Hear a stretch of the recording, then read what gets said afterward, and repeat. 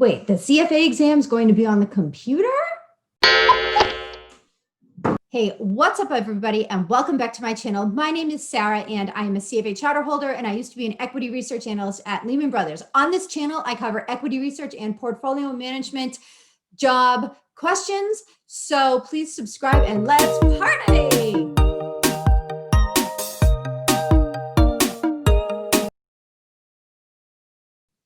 Now, I've read that starting in 2021, the CFA exam is going to be offered over the computer.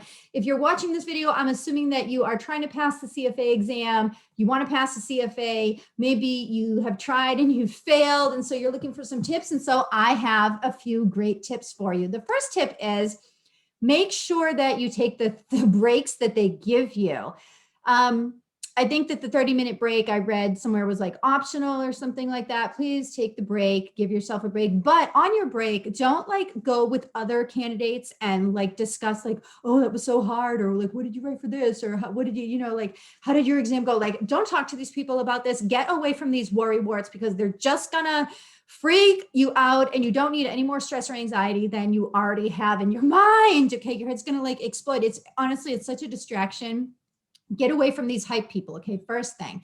Second thing is try to assimilate as much as possible when you're taking your practice exams, what the actual test environment will be like. If you're taking practice exams, and you absolutely should be trying to simulate as much as possible what it's like to go in there, sit there for 135 minutes, take a half an hour break, go in for the second session. And then, I think the total exam is 5.5 hours. So your practice exams should be a 5.5 hour stint, as much as you can match it to what you're going to be exposed to that day. And why? Because things can come up that you didn't imagine. Like maybe it hurts your back. Maybe you get a glare from the screen. Maybe you're not used to writing these, your work on the computer. So what I know about prometric, I took prometric exams.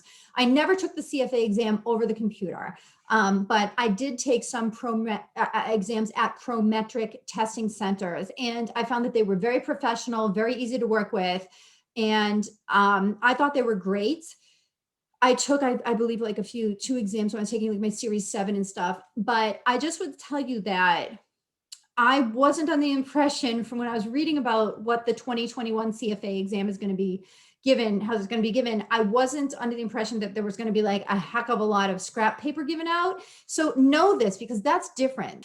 Keep in mind that, that may be one of the differences that you do need to account for is when you're doing your scratch work, it might be on the computer, or you know what I'm saying? So just kind of figure that out, because you don't want these things coming up on exam day and distracting you. And the other thing is, as much as you can, try to know what the exam format is going to be like.